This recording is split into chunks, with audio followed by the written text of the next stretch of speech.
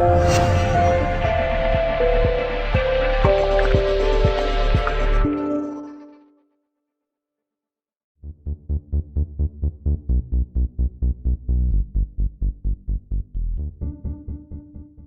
there's people at the ground still, Neil, completely mystified about the sending off of Andy Robinson.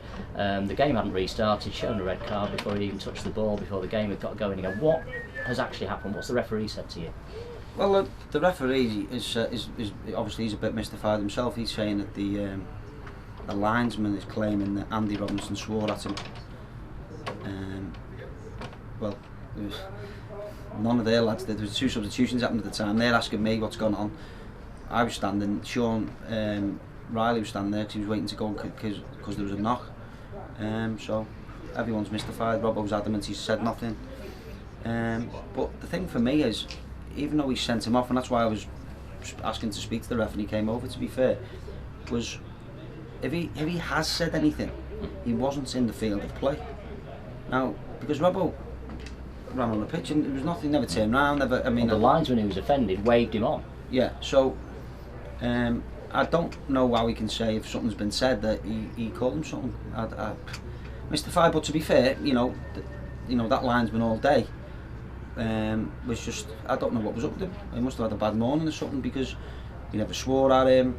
He was every time Gary stepped out the area, get back in there now, and just really nasty, and and as if he was looking for trouble for some strange reason. I did say that to him. I said, why are you causing? Never swore. No, why are you causing? And he just once more, and you're going.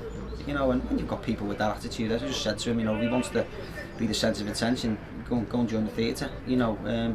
Because he spoils a game of football. The referee did go back after the incident, after the red card, and went and checked again with him, and then called you and Sean O'Hanlon. No, that was because I asked him. He sent him off for allegedly saying something, but there's no way he said something to him in the field of play. Now, if he's not in the field of play and we've not made that substitution, as far as I'm concerned, he's still a substitute. And if he wants to send him off, he sends him off. But we're still allowed to have 11 men on the field.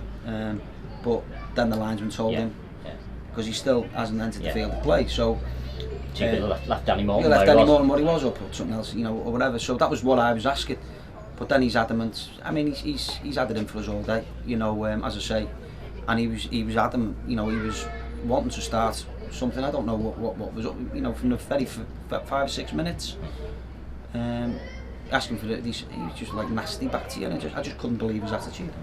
I've never been involved with a linesman with such a poor attitude. Can I ask you about the other major decision? We've had a look at it on the video, and it's not that conclusive about the handball against Ian Ormson.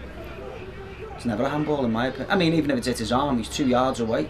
The lad smashed it at him, but what can you say? Decisions. We keep talking about decisions when we should be talking about a game of football, but ultimately we weren't good enough first half. However we look at it, I thought we were much better second half, better team second half by a fair way. But again, we've not really created a great deal. I thought when we were getting up ahead of steam, we brought Robert one, put Jake out there because we knew we were having a lot of ball out there, trying to get his quality in those areas. But obviously the linesman decided maybe we were getting on top a little bit too much, and he'd make a difference.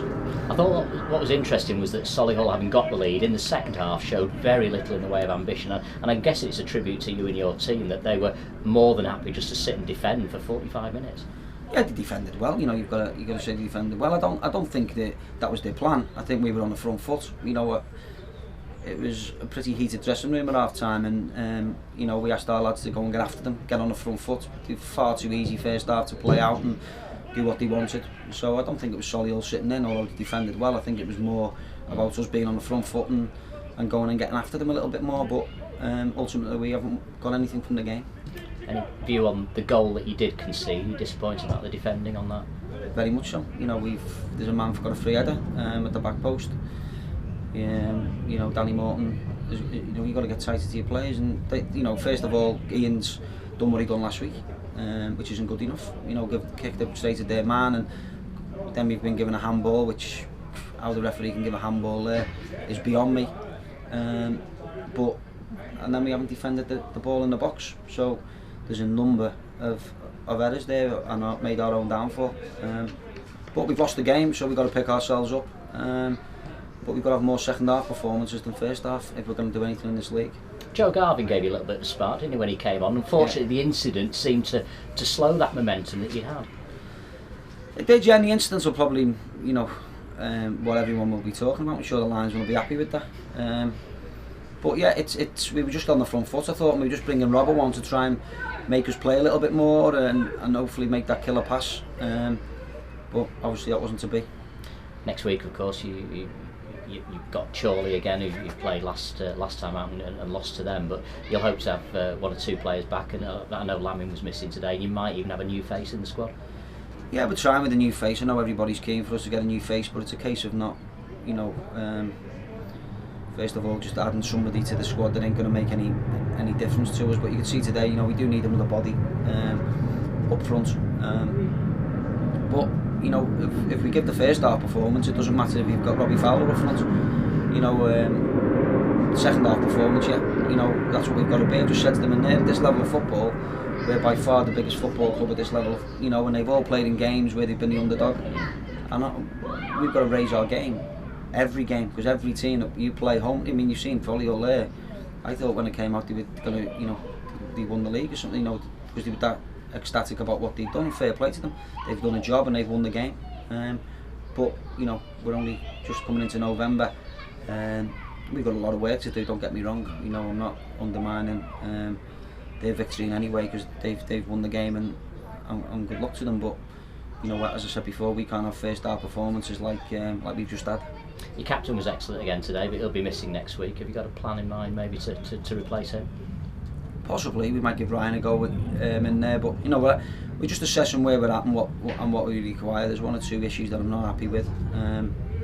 But the first and foremost, we've got to be on the front foot, and as I said before, we've got to realise that we're most teams' cup final, and players are going to raise the game, to play against us, and I think we've seen that more so as the weeks have gone on. Unfortunately for Solihull as well, I suppose, because they've won the game and they're probably, they'll be happy that we're talking about an official. The best one for me is when the ball went out for a blatant corner and he flagged for the throw-in, which basically just summed the afternoon up. Just finally, maybe people didn't spot this, so we've got to give you some credit here, because you were trying to calm the fans down at the end. It was very, very heated. Yeah. They came in some big numbers again today, but the incident apart, you knew that had to be calmed down, didn't you? And it's passed off without incident, I hope. Yeah, well, that's the thing that annoys me, is the fact that people paid a lot of money to come here. I've spent a lot of time, my team spent a lot of time, and all you want is, people make mistakes, and that's football and that's life, we all make mistakes, but going out your way to make them is a little bit more, is a bit different. And I just want to make sure, we don't need any trouble. The supporters have been unbelievable since I walked through the door. They travel in the numbers, they're home and away, they get behind the team.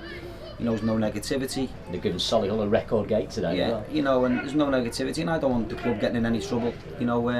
Any money that we've got, we need to be putting towards the team, not to be, paying in fines. And I just think it's key that, and they did, as you said, it's passed without. But you're going to get that, aren't you, when it's as blatant as what people can see, and sometimes people don't know all the details.